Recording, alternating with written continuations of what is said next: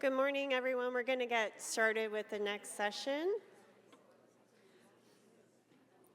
So I'm Colleen Kelly from Emory University in Atlanta, Georgia, and this next session is going to be on building the prevention toolbox. And I'm really thrilled. We have some really exciting speakers to hear from. So first up will be Dr. Dan Baruch from Harvard University and Beth Israel Deaconess Medical Center. He's going to speak to us on broadly neutralizing antibodies, or bNAbs, at the Crossroads and what lies ahead. Dr. Baruch is the William Bosworth Castle Professor of Medicine and Professor of Immunology at Harvard Medical School, and the Director of the Center for Virology and Vaccine Research at Beth Israel Deaconess Medical Center in Boston. So we won't wait any further and let you go ahead. Thank you very much, and it's a pleasure to be here.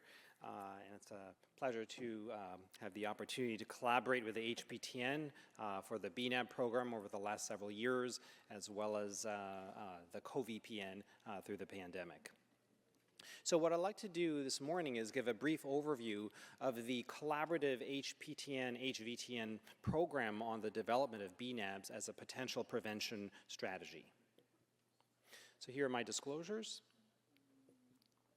So a brief summary, antibodies can be combined into a cocktail that covers most global HIV strains. Second, long-acting antibodies can be administered every 6 months. And third, HVTN, HPTN, and a variety of partners are advancing a triple antibody cocktail for HIV prevention.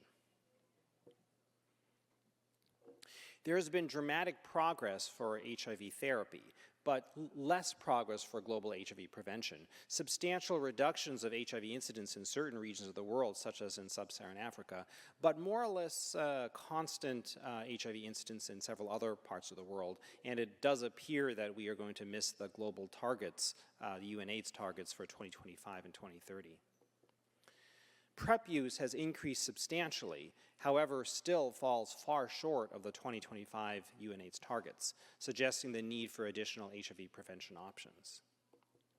One such option would be the use of broadly neutralizing antibodies for HIV prevention. And there was a proof of concept study that was led by Mike Cohen, Larry Corey, and the HPTN and the HVTN, showing that the monoclonal antibody VRC01 can be used for HIV prevention, called the AMP studies. In this study, monoclonal antibodies showed outstanding safety, tolerability, adherence, and acceptance, as well as outstanding efficacy for the subset of individuals who had highly sensitive virus. And as you might expect, essentially no efficacy for resistant virus. The correlates of protection in the study were the serum neutralizing antibody titers, and also the titers for protection in humans essentially were numerically virtually identical to the antibody titers needed for prevention of HIV infection in macaques, thus validating the preclinical model. There have been two major advances that might bring broadly neutralizing antibodies closer to reality. The first one is the development of the first is the development of antibody cocktails. While a single antibody would not have sufficient breadth for coverage of global viruses, a triple antibody cocktail would have outstanding coverage of global viruses. In particular, an antibody cocktail that targets 3 different sites, the V3 glycan supersite, for example, with an antibody called PGT121, the V2 apex site, for example, with an antibody called PGTM1400, and the CD4 binding site with antibodies called VRC01 or VRC07.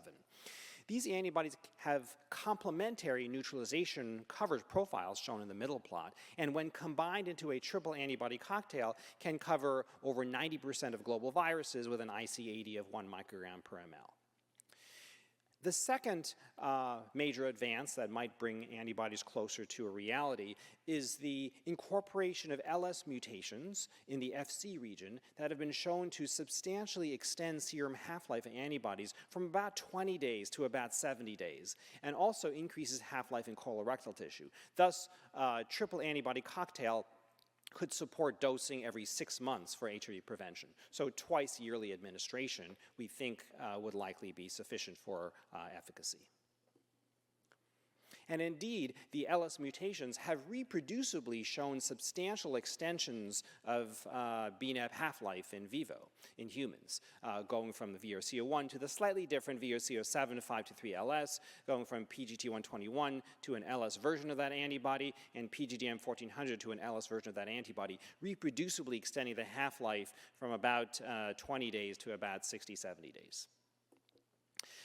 And in recent clinical trials done through the HPTN and the HPTN, then both for coverage of clade B and clade C isolates, then such a triple antibody cocktail would give sufficient titers at the end of a 6-month period to support every 6-month dosing. The slightly shorter half-life for VRC07 5-3-LS can be compensated by starting with a 2-fold higher amount of that antibody. And a variety of clinical trials are ongoing that ultimately are intended to lead to phase 2 trials that we affectionately call combo AMP that will test these 3 antibodies. While the preventative efficacy of the triple antibody cocktail remains to be determined, then we have recently completed a small study on the therapeutic efficacy of this same triple antibody cocktail, essentially as ART replacement.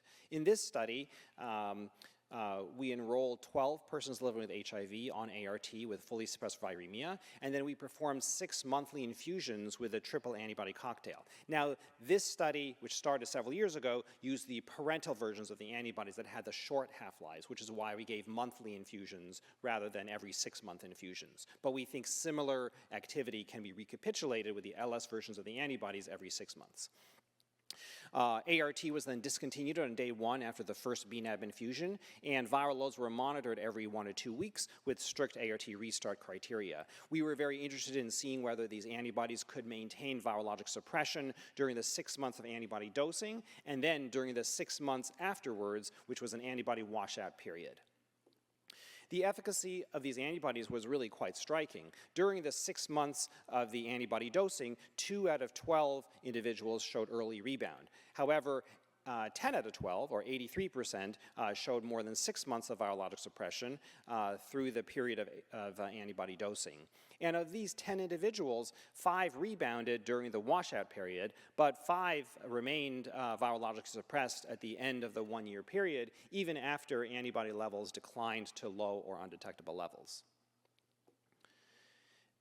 The 2 individuals that showed early rebound, not surprisingly, rebounded with a virus that was highly resistant, interestingly to the 2 glycan antibodies, PGDM1400 and PGT121, suggesting that these might be the most highly active antibodies in the mixture. The individuals that rebounded late, after antibody levels had declined to low or undetectable levels, generally rebounded with fully sensitive virus, or in some cases, mixed virus populations. And if we do a post hoc comparison with all the caveats associated with a post hoc comparison, comparing this triple bNAb efficacy study to a similarly designed dual bNAb ATI study, then the triple antibody cocktail does appear to have superior therapeutic efficacy, which is not a surprise because it has better neutralization coverage. So the collaborative HPTN bNAb program, the strategic approach and partnerships are as such. So first, a proof of concept efficacy study called AMP showed that a single antibody can protect humans from HIV acquisition against antibody-sensitive virus. A triple bNAb cocktail can achieve outstanding coverage of global HIV and shows substantial therapeutic efficacy in 83% of persons living with HIV in a small study. And we believe, theoretically, it's possible that prevention efficacy may actually be higher than therapeutic efficacy as a result of limited transmitter-founder variants and therefore lower risk of rare minor resistant clones. The LS mutations can extend antibody half-life and support convenient dosing of the bNAb cocktail every 6 months, and therefore a partnership to bring the optimal triple antibody cocktail forward will involve the HPTN with the HVTN as well as NIAID, VRC, IAVI, and others. So our goals by 2027 will be to initiate 2 harmonized phase 2 trials evaluating the efficacy of a bNAb cocktail for prevention of HIV acquisition in populations at risk, and to define the regimen and efficacy trial design for prevention of HIV in infants. And by 2030 to 2032, the hope is to analyze combo AMP and determine neutralization correlates for each bNAb to define optimal fixed-dose combination regimens and to perform and analyze an efficacy trial of the bNAb cocktail in infants. I'll stop there. This is our group at BIDMC, and this is really a collaborative HPTN program. And the T003 study is a collaboration between BIDMC and the Reagan Institute. Thank you very much.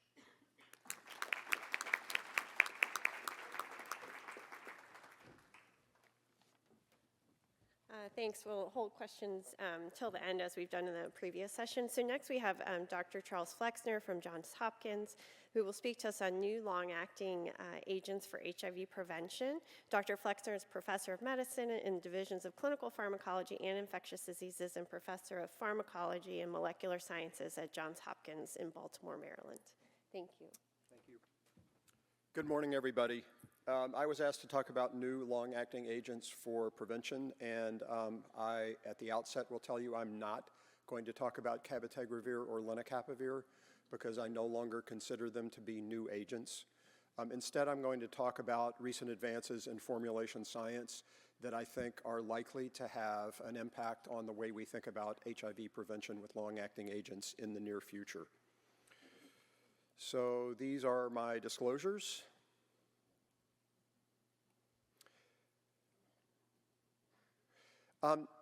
One of the problems we face in developing long-acting antiretrovirals for HIV prevention is if you want to start with existing oral agents that already have proven benefit for HIV treatment or even HIV prevention, orally absorbable agents tend to be poor candidates for long-acting injectable formulation.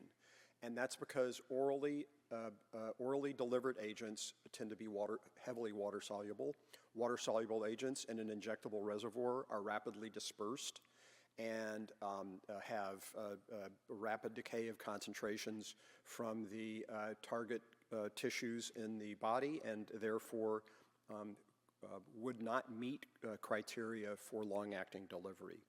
But there's a simple strategy for fixing that, and that is to take an existing oral agent and create a prodrug of that agent that makes it less water-soluble by using a hydrophobic prodrugging moiety. And I'm going to talk about a couple of examples of that. So here are, I'm going to talk about studies we have done with a formulation we developed of a long-acting prodrug of M-tricytidine delivered as a semi-solid nanoparticle formulation. This is work we did in collaboration with a large group at the University of Liverpool. In this particular example, we took M-tricytidine, we converted it to a hydrophobic prodrug using a carbamate moiety, and then there are three examples of prodrugs that we developed at the bottom of this slide. We picked the prodrugs that had the best pharmacokinetic properties and then injected them into laboratory animals and then performed challenge studies in humanized mice with HIV. And what you can see is, first of all, this prodrugging strategy greatly extends the plasma half-life of M-tricytidine depending upon the prodrug used. But in addition, if animals are given a single injection of one of these nanoformulations and then challenged with HIV 7 or 14 days later, they are completely protected or nearly completely protected from HIV after challenge with this one drug, M-tricytidine. Now, we are not the only ones who have pursued this strategy. This is work from the University of Nebraska carried out by Benson Adagwa and Howie Gendelman and their group. In this case with a prodrug of cabotegravir, a stearate prodrug, which when given at a variety of doses intramuscularly in rats, produces concentrations of cabotegravir that are far above the plasma target, which is the protein-adjusted IC90, for more than a year with a single injection. So now we're talking about formulations using prodrugging strategies that can deliver effective concentrations of an anti-HIV drug like cabotegravir for more than a year. And I think these kinds of chemical approaches are going to radically alter how we think about prevention strategies in the future. Here's a similar strategy, in this case a bictegravir dimer, again carried out by the group from the University of Nebraska. One of the interesting things about this chemical is that a single injection of 100 milligrams in non-human primates, in this case, produces concentrations of bictegravir above the protein-adjusted IC95 for more than 6 months. But interestingly, at about the end of 6 months, the concentrations of bictegravir fall off very rapidly. So this kind of chemical approach might also be used to avoid problems associated with the prolonged pharmacokinetic tail seen, for example, with cabotegravir and rilpivirine. I'm going to switch and talk about a different kind of drug delivery platform, and I'm going to talk about peptide-based polymers as a potential way to deliver anti-HIV drugs. This is work that was largely done by 2 brilliant graduate students in the Department of Chemical Engineering at Johns Hopkins in the School of Engineering in collaborative work with our group. In this particular example, instead of prodrugging a water-soluble compound like lamivudine, we're actually covalently linking it to a peptide polymer. And if you take a water-soluble side chain like lamivudine and you alternate it with a hydrophobic side chain, in this case valine, what you produce is an amphiphilic polymer. That is, it's hydrophobic on one side and hydrophilic on the other side. And when you inject such a polymer, because it is amphiphilic, it tends to fold into beta helices and beta pleated sheets. And I'm going to show you what that looks like in animals. So when you inject the peptide subunits into aqueous, as shown in this example, they spontaneously polymerize and create this kind of squishy hydrogel. This gel absorbs water slowly over time and releases drug by spontaneous hydrolysis. But in addition, I talked earlier about the fact that these polymers form alpha or beta helices and beta pleated sheets, and the chemical nature of that structure is dependent upon the peptide subunit itself as well as the side chains employed. And here are 6 electron micrographs showing what that looks like in aqueous. Now, as I said earlier, as the hydrogel absorbs water, it expands and releases its antiretroviral drug. And what you can see in this case is that on the far left of your slide, the plasma concentrations of lamivudine are greatly extended as compared to giving lamivudine by immediate subcutaneous injection in the gray.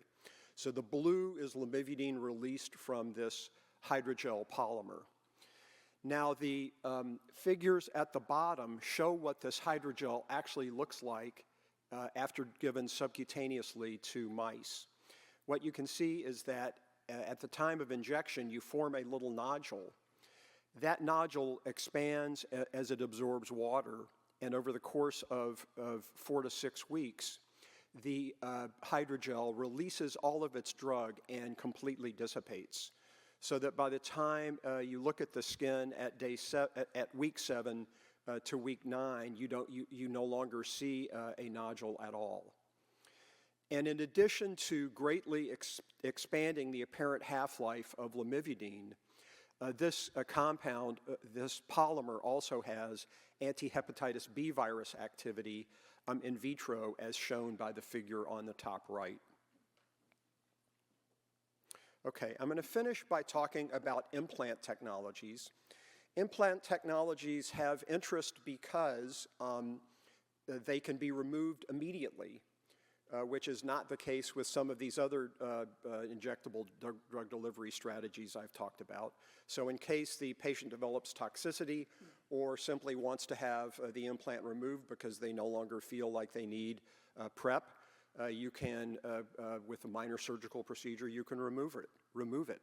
In addition, once the implant reservoir is depleted of its drug, the concentrations fall off very rapidly. Again, another way to get around this problem with the long-acting pharmacokinetic tail that we think about with a drug like cabotegravir. And I'm going to talk to you about an implant for HIV and possibly hepatitis B virus prevention that can deliver drug in humans for more than a year, and that drug is tenofovir alafenamide. So this was a study presented at CROI last March. This is work from the CAPRISA network. These were the results of CAPRISA 018. And in this study, the investigators gave an implant that was developed by the Oakcrest Institute by Mark Baum and his colleagues, and that implant is shown in the photograph insert here. In this particular study, women volunteers who were not HIV infected received either 1 or 2 subcutaneous implants and then had drug concentrations measured frequently over the course of 48 weeks. And what you can see is that with either the single implant or the dual implant, the tenofovir alafenamide concentrations in the plasma remained above the anti-HIV target for more than a year after a single implant. So the pharmacokinetics in humans for this formulation are quite promising. Unfortunately, it was also quite toxic.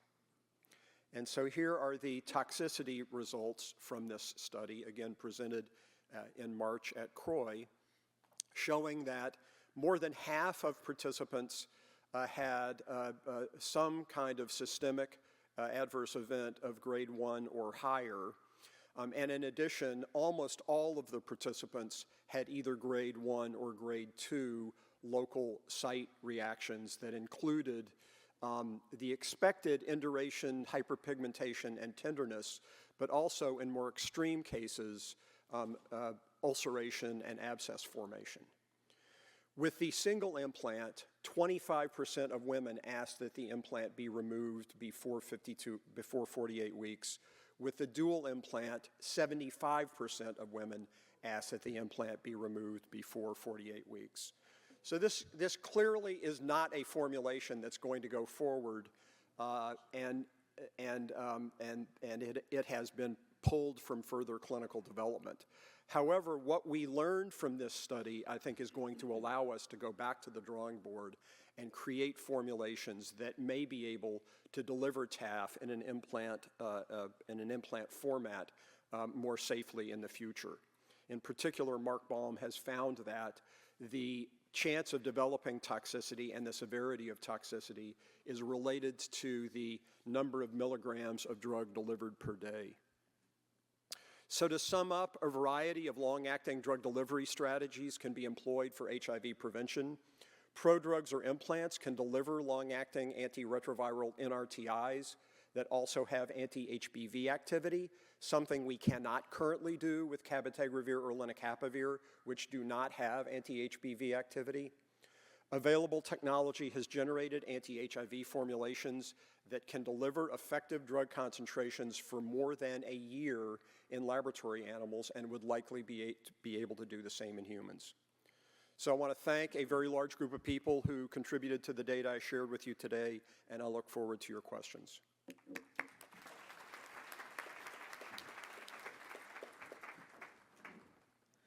Thank you, Dr. Flexner. Our next speaker is Elizabeth Brown to talk to us about the design of PrEP preference trials. Dr. Elizabeth Brown is co-principal investigator in HPTN Statistical and Data Management Center in Seattle. She's also a professor in the biostatistics, bioinformatics, and epidemiology program in the Vaccine and Infectious Disease Division at Fred Hutch. Thank you. I'm going to start by saying Mike wasn't kidding. These lights are really bright. So thanks, Mike, for warning us, wherever you are. Okay, so there we go. I'm very literal. When somebody asks me to answer some questions, I'm just putting them on the slide and answering them. But what I want to tell you are my 2 goals for today. First is just to introduce myself to you, since I joined the SDMC, I guess, December 1st as co-PI with Deborah, so to just give you all an introduction to me, although I know many of you from MTN and other research areas. So I'm really happy to be back with the HPTN and happy to be here today, because I also know many of you from 20 years ago working on the PMTCT trials. What I'm going to talk about today is something that's kind of new to me, and my overall goal with this talk is to really stimulate creative thinking about our next series of clinical trial designs. So not just, I'm sure you all have a lot of creative thoughts going on already. You don't need me to stimulate them, but I want to start a discussion, and I'm hoping that people will approach me and we can talk more about how we can be creative. I'm going to focus on one particular type of design that I think has potentials, and that is the preference trial design. And I think I come to this with an idea or a motivation that the preferences of our participants and the people in the community who would eventually be receiving the products or the interventions that we develop, that they have choices and that we honor those choices from the very beginning until the end when we move into implementation. Thank you. Okay. Oh, right. The other thing I wanted to say is, although the talk says preference trials for PrEP, this trial design I'm going to use the word intervention generically because we might be looking at an adherence intervention, so it might be, comparing mobile technology to phone calls or something like that to help people be more adherent to their intervention, or the intervention might be a biomedical intervention. So I'm going to until I give an example, be very vaguely just saying intervention. Okay, so what is a preference trial? So it's a pragmatic trial, and I hope we're all familiar with the idea of pragmatic trials. It means we're trying to operate our trial in a context as similar to real-life health care as possible. It seeks to be inclusive, and part of that is meaning just because people don't want to be randomized to the 2, 3, whatever selections that we're offering doesn't mean we exclude them from the trial. That they still have a place in the trial and can still provide information and help expand knowledge about HIV prevention. The other thing it really seeks to do is to understand how preferences and alignment of the assigned intervention to what the person actually prefers, how that actually impacts the effectiveness of the intervention. So we all know that this is the case, and a lot of the trials we've seen, if somebody has an intervention they don't like, they don't use it, it can't be effective. So it doesn't necessarily mean that my preference about, Tylenol versus Advil impacts how well Tylenol versus Advil works for my headache. That actually might be a bad example because maybe it does, because a headache might be psychosomatic, but anyhow. It's more about how having an intervention that doesn't work for you makes it ineffective for you because you can't use it. We still, in this case, in these trials, have the ability to estimate effectiveness the same way we do in all of our other studies, whether that's the effectiveness of an adherence intervention or a biomedical intervention. Okay, so I'm going to give an example to start with of a typical 2-stage prevention design. And sadly, I think I don't have the ability to highlight with a mouse, but you can use a pointer. Yeah, they won't see it on Zoom. They won't see it on Zoom. Okay, that's fine. So we enroll as we typically do, but now we're going to randomize people to either be in a choice group or an assignment group. And in the choice group, they can pick, do I want A, do I want B? If I have no preference, I can't do that because the speaker's in the way, then they get randomly assigned to A or B. And I have this color-coded: blue, you prefer A; green, you prefer B; purple, you don't have a preference. If you're randomized to the assignment group, you get randomized to A or B, and that's a mix of people who are in these prefer A, prefer B, don't have a preference group. And I color-coded it this way, one, because it's pretty, and two, to illustrate that hopefully that's balance between the two groups by randomization. Okay, so what are the effects of interest that we can estimate from this? One is just our typical intervention effect that we get from all of our studies. And that just comes from comparing A and B in the assignment group. The other effects are not so easy to point out how you get to them because they require some statistical assumptions and some regression models to get to.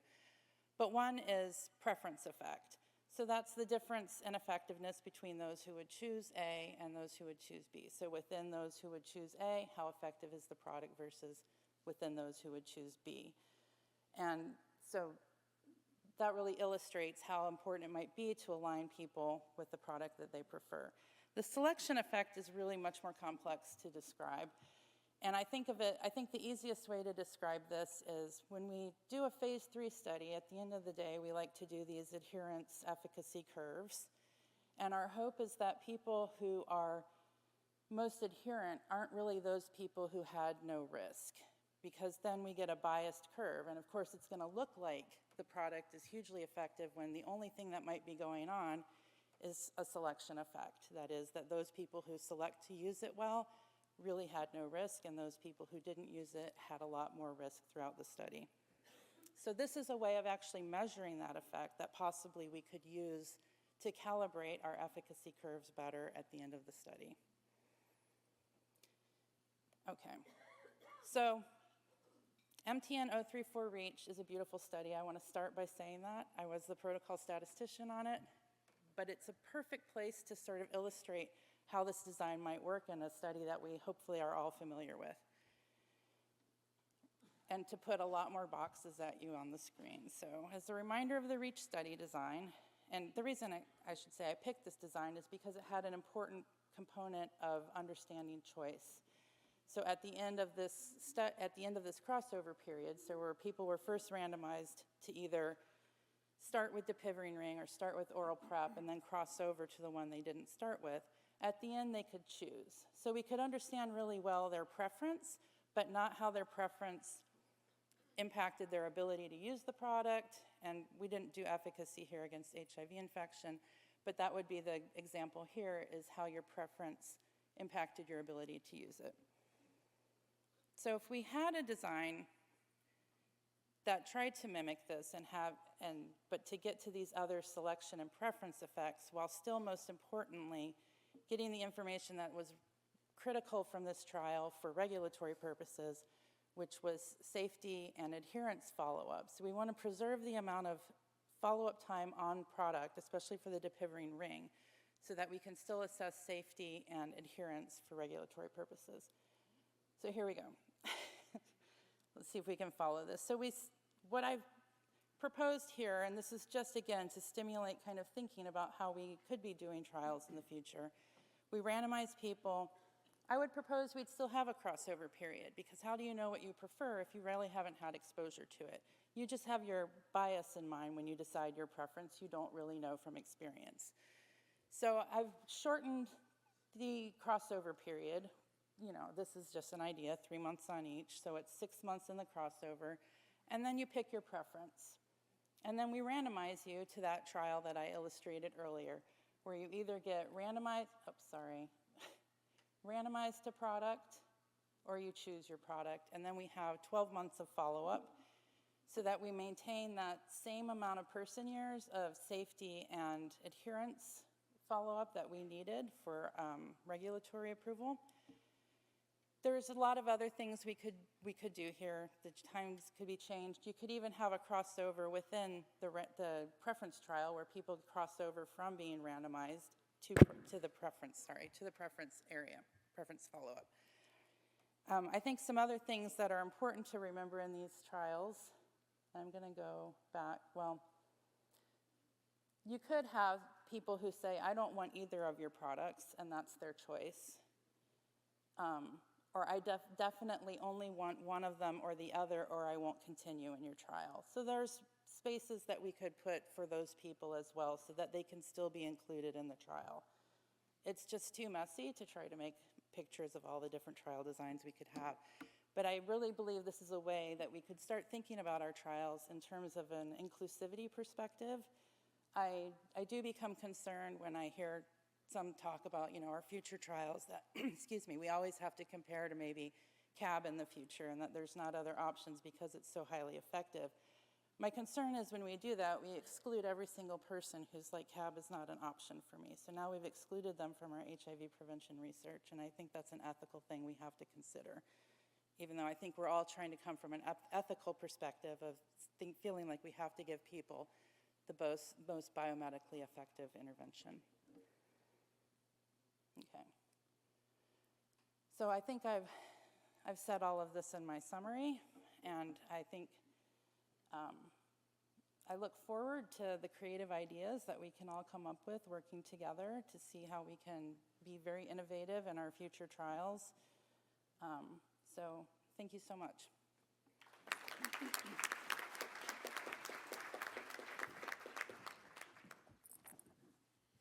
Thank you. Our last speaker, Dr. Sten Vermund, will speak to us on circumcision, possible option for some MSM.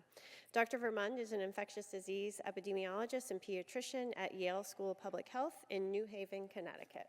Thank you.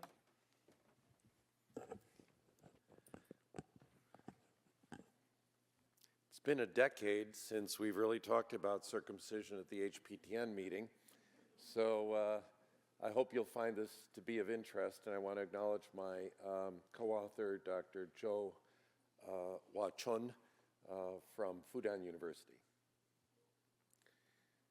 So we're going to ask the question, does voluntary medical male circumcision block HIV acquisition among MSM?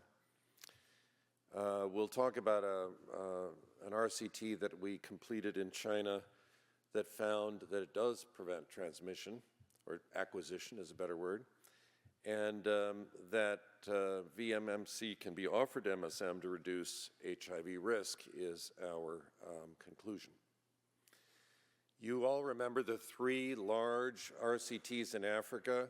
I believe 2 of them were funded by DAIDS, and they demonstrated roughly a 60% efficacy in heterosexual men in Africa, and this led to global guidance by WHO, UNAIDS, CDC, and many other organizations.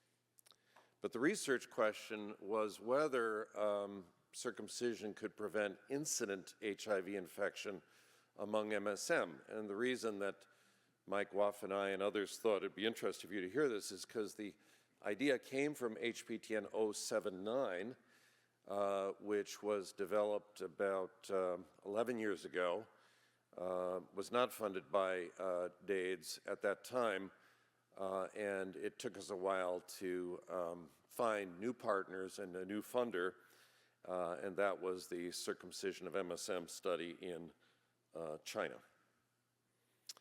So we did systematic reviews of this issue, and 2 different groups, one from China and my group, did separate systematic reviews finding almost exactly the same results, which this is the China study, that overall the literature would suggest about a 23% diminution in risk of acquisition of HIV among MSM, higher in the insertive partner, which makes biological sense,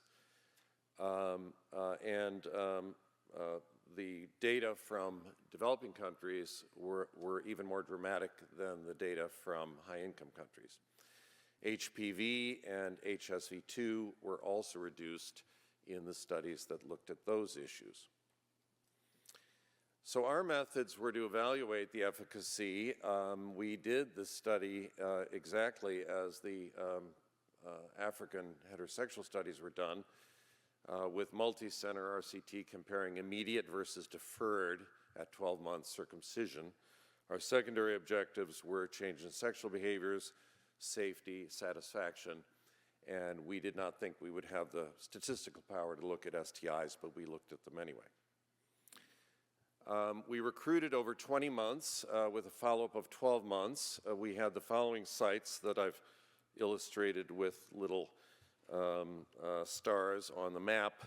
4 of them were in Guangdong province, 2 of them in central western China, and others in northeastern China. The results were tempered by the fact that we launched the trial as COVID hit. And COVID, of course, was a dramatic event, especially in China, its origin as well as the Chinese government's response.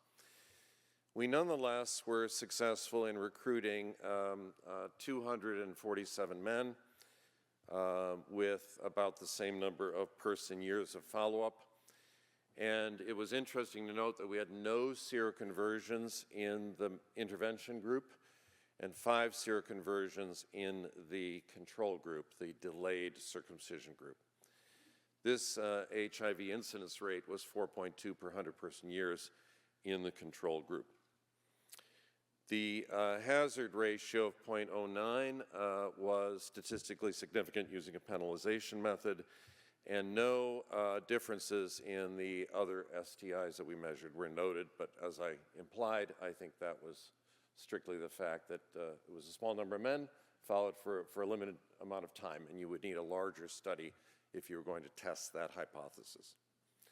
That's what it looks like from a Kaplan-Meier point of view, and you can see the timing of the infections were fairly well distributed, none in the first 3 months, but then we had 5 seroconversions over time. The log rank is also statistically significant. So if you look at positive changes in the sexual experience after circumcision, there were improved gland sensitivity reported by the men, increased comfort level of sex, facilitating condom use, enhanced psychological well-being associated with sex, improved penile hygiene, and reduced pain in sexual intercourse. The negative changes that were reported in our qualitative work were increased frequency of casual sexual behavior, obstacles to condom use related to the circular scar, early resumption of sexual intercourse before it was recommended by the surgeons, increased pain during excessive foreskin removal, and aesthetic concerns. So that's our publication in Annals of Internal Medicine, and I welcome you to take a look at it, read it for yourselves, see what you think. But at the end of the day, I think our RCT confirms VMMC's efficaciousness in preventing incident HIV infection among MSM. Risk compensation was not observed, which we are going to be publishing separately. High follow-up was noted, high surgical completion, high surgical satisfaction among these men, although, of course, they were a selected group of people to whom we offered circumcision, and they were willing to accept circumcision. That was the requirement to come into the trial, so not surprisingly, they were predisposed to be pleased with the opportunity to get circumcised. The adverse events improved very, very quickly. Resumption of sexual activity within the abstinence period 6 weeks after surgery was high, but most wounds were healed at the time of resumption of sexual activity. And settings such as China may be particularly suitable for medical male circumcision for HIV prevention if motivated individuals can be identified and offered the procedure. So I want to acknowledge, of course, the support of the HPTN for formative work that generated HPTN 079, which, although it didn't go forward, I think served as the root of this other study. And this is Fudan University. I want to thank the COM participants, the many staff and facilitators, and it's really Professor Zhou whose persistence made this a reality. Thank you very much.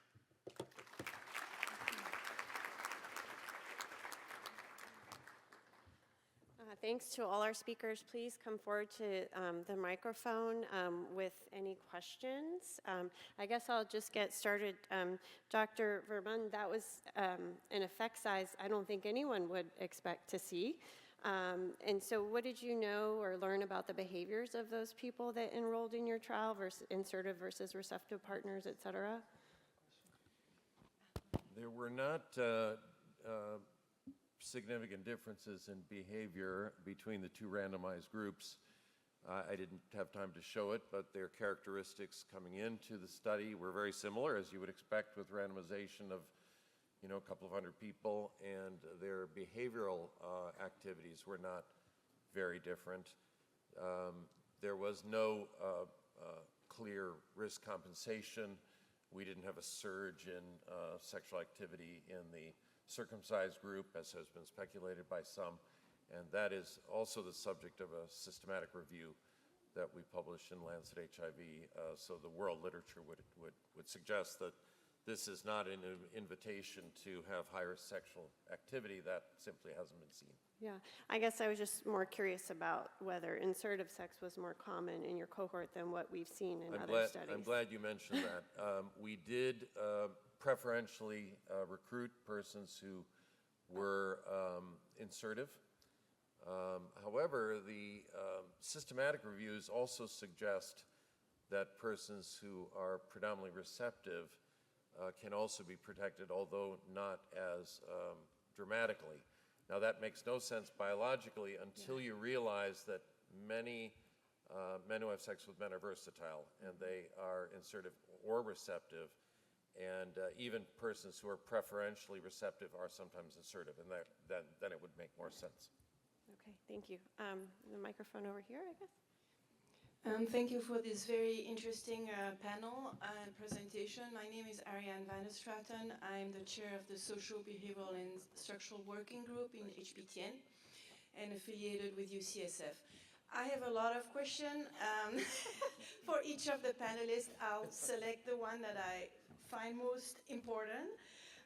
So I have a question for Dr. Flexner. It's more a reflection question, but we tend to think that longer is better for prevention, longer duration, but as opposed, for example, to contraception where risk is constant over time for women to conceive if they don't want to, risk wanes and changes. So from your perspective, what's the optimal duration of a long-acting prevention product? So that is for you. And then for Elizabeth, thank you very much for your presentation. I think that it is really critical to remember that preference change over time, and triability of a product will change preference. For example, in REACH, at the beginning, it was about equivalent preference for oral PrEP at baseline and the ring, and as you know, 2/3 chose the ring after trying it. So we should think, and maybe you have already thought about that, how do we build in change in preference and switching, which will occur in your real life, and how can you reflect that in your trials? Thank you. So I'll go first since you asked me the question first, Ariana. Thank you so much. I think that it's an interesting question, but what I will say is that when you're using a long-acting formulation for prevention in someone who has risk behaviors at any time, risk is hard to predict. No one sits around and says, "Oh, I'm not going to experience a risk for the next 2 weeks, but then I'm planning to have one 3 weeks from now." You know, we are spontaneous creatures, and particularly when the risk involves sexual behavior, you know, it's often hard to know when you're going to really be at risk and when you're not, unless you choose to be completely abstinent. So if you look at the results of PrEP trials, I think it's clear that PrEP failure is almost always a consequence of non-adherence. And for me, the longer acting the prevention technology, the less likely there is to be failure.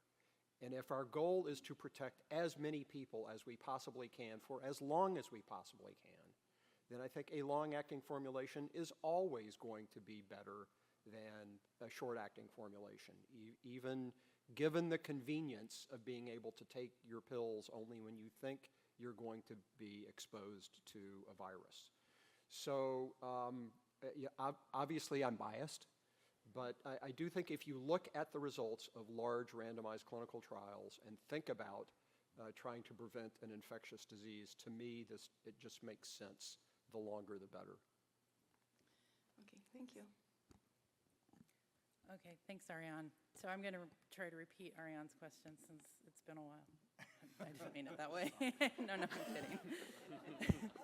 God, I had to remind myself in my head. So Ariane asked an important question. The trial designs I showed for simplicity today said make a choice and stick with that choice for 12 months was the example I gave when I did the reimagining study like REACH.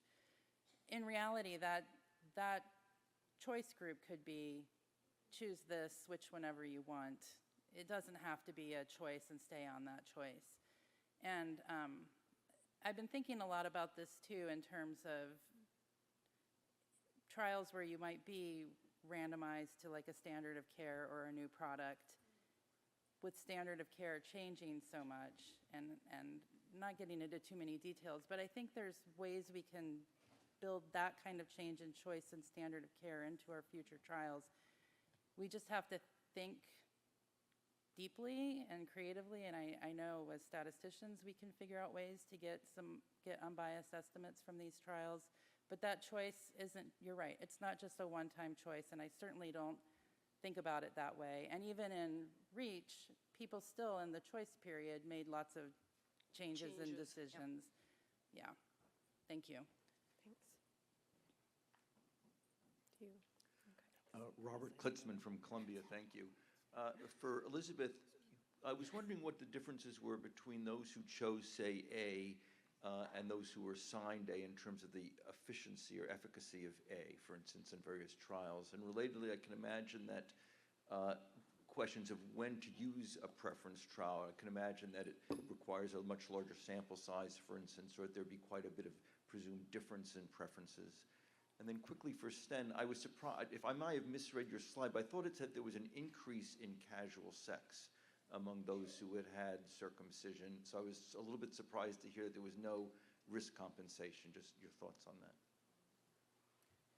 So in terms of the studies, there have not been a lot of preference trials that have been implemented. Interestingly, most of them have been implemented in mental health research, which is why I think it's probably something that could be very useful looking at a behavioral intervention, for example, maybe more so than a biomedical intervention, although I think there's promise in both.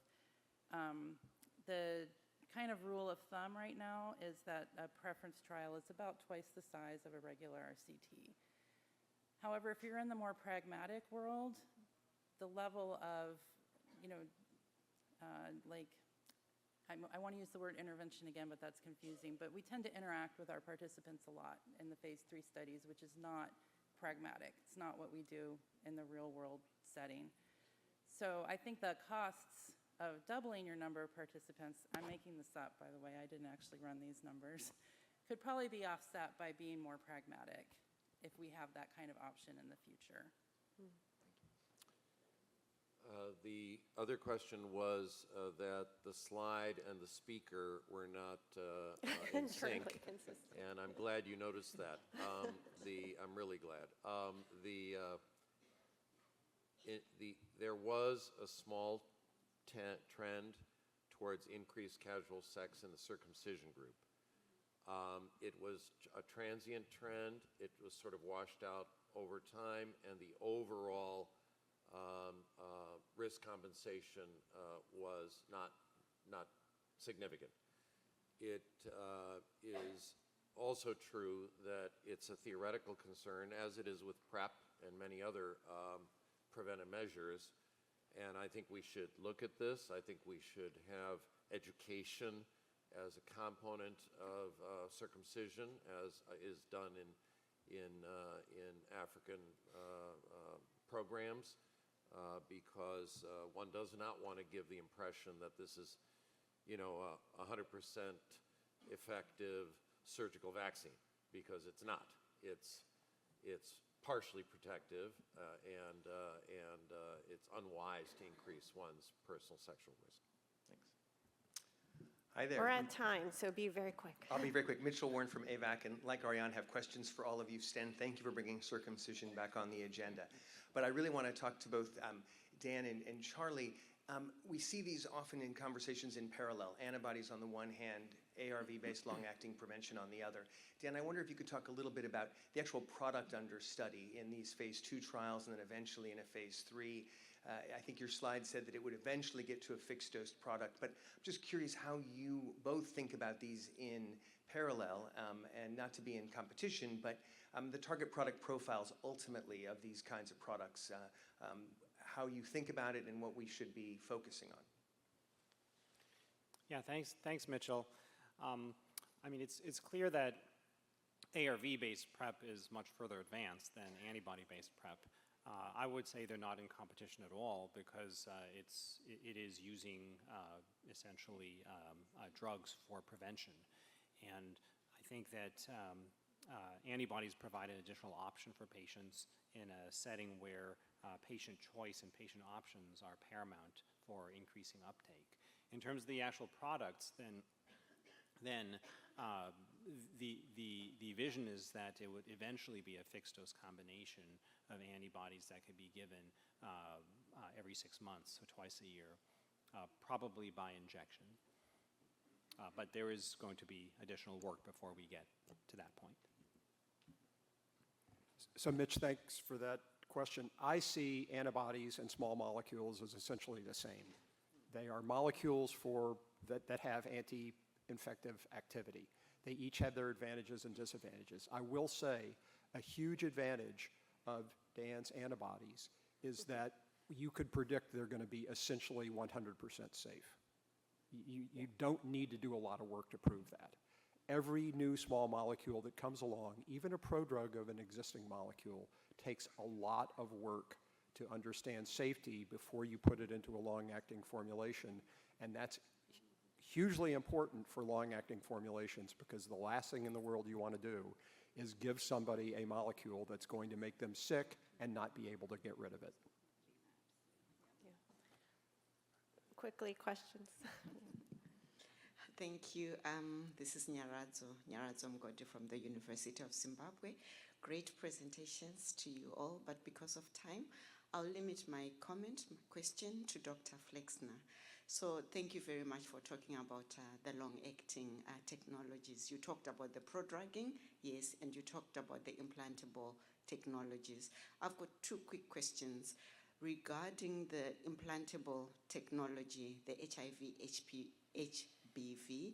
technology, is it adaptable so that perhaps it could eventually be repurposed for HIV and HSV, HIV, HPV, HIV and HPV, other STIs, number 1. And then number 2, if you could kindly just give us what is in the bucket for bioerodible, bioerosible depots for long-acting technologies. Thank you. Yeah, great. So the implant technology I showed you is very versatile. It's essentially a non-bioerodible reservoir, and you can put any small molecule into that reservoir you want to.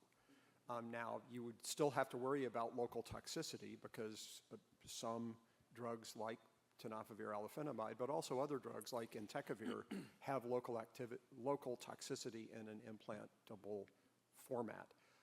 In terms of drugs with activities against multiple diseases, that would require discovering a drug that had activity against multiple diseases. Fortunately, we have a variety of drugs that have activity against both HIV and HBV. We don't have any drugs that have activity against HIV and RSV or HIV and HPV or HIV and HCV or other sexually transmitted infections. I get asked a lot how easy it would be to make a long-acting doxycycline. Doxycycline is a terrible candidate for long-acting formulations.